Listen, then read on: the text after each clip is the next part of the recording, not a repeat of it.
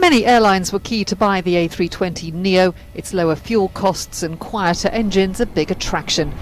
But production of Airbus's new jet has been on a go slow, and it seems it's not entirely the European plane maker's fault.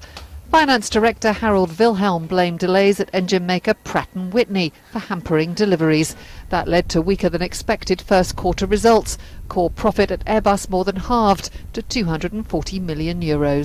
Well, the drop in the profits in the first quarter is a bit of a shock. I think people were expecting still a sizable drop in profits, but not quite to the extent that we saw, especially given the fact that the revenue number actually beat expectations. Price cutting of older models didn't help, and Wilhelm also warned about significant exposure on its A400M Army plane. But Airbus remains confident it can increase jet output despite wobbling demand and news of a 19% rise in first quarter profit at rival Boeing. But I think it's important to note that they do still expect full year profits to remain in line with their initial guidance. So while we have seen this early setback, they are still clearly optimistic that the performance in the following three quarters is going to offset the disappointment in the first.